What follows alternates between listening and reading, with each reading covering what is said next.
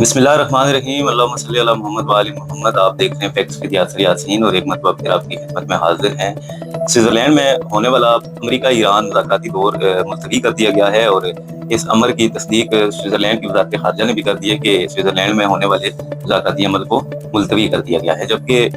White house की जानिब से भी ये तस्दीक की गई है कि अमरीकी नायब सदर जेडी वैंस जो है वो स्विट्जरलैंड में होने वाले मुज़ाकराती अमल में शिरकत के लिए रवाना नहीं हो रहे। उसके साथ साथ आपको ये भी आगाही देते चलें कि इसराइल की जानिब से लबनान के जिला नब्तिया पर फजाई हमलों में तकरीबन 16 अफराद के शहीद होने और मुतअद्दिद अफराद के जख्मी होने की इतलात भी सामने आ रही है। इसराइली फौज की जानिब से फजाई हमलों में रिहायशी इलाकों को निशाना बनाया गया है, जबकि दूसरी जानिब आपको बताते चलें कि इसराइली फौज ने यह भी तस्दीक की है कि जनूबी लबनान में दरियाए लितानी के करीब गश्त पर मामूर जो इसराइली गाड़ी थी वो बारूदी सुरंग से टकराने के सबब तबाह हुई है, जिसमें एक इसराइली फौजी की हलाकत और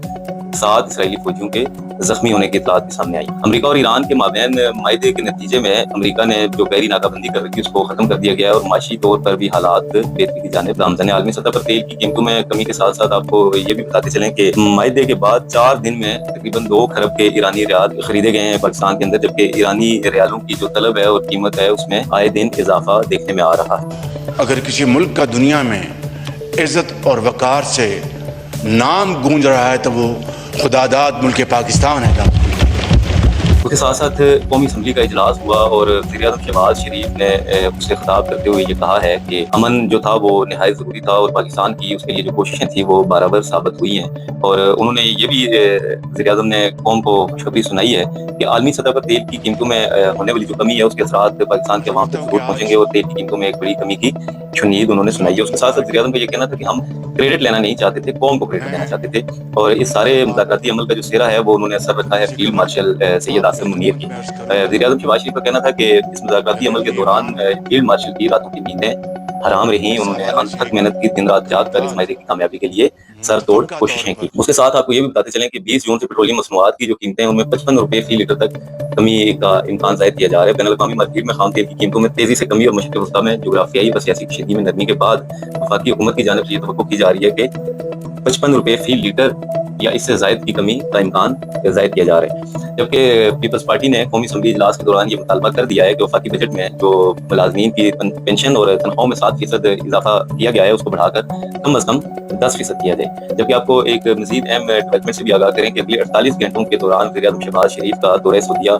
मुतवक्किल है। दौरे के दौरान वज़ीर-ए-आज़म की आला सऊदी हुकाम से मुलाकातें भी होंगी और मुलाकात में पाकिस्तान में सरमायाकारी, दिफाई ताउन समेत अहम अमूर भी ज़ेर गौर रहेंगे। जबकि खैबर पख्तूनख्वा के वज़ीर आला सोहेल आफरीदी ने भी सूबाई बजट की मंजूरी दे दी है, जबकि तहरीक इंसाफ के नाराज़ जो ग्रुप है उन्होंने भी आज एक इजलास तलब कर रखा है इस बजट को लेकर। और साबिक़ स्पीकर जो है सूबाई असम्बली के मुश्ताक गनी, उनका ये कहना है कि जब सोहेल आफरीदी ये कह चुके कि बानी पीटीआई इमरान खान से मुलाकात के बगैर बजट पेश नहीं किया जाएगा तो इस बजट को पेश नहीं किया जाना चाहिए। दूसरी जानिब आज़ाद कश्मीर की जो सूरत हाल है उससे आपको आगाह करें कि ज़िला पुंछ के अंदर अद्वियात और खुराक की किल्लत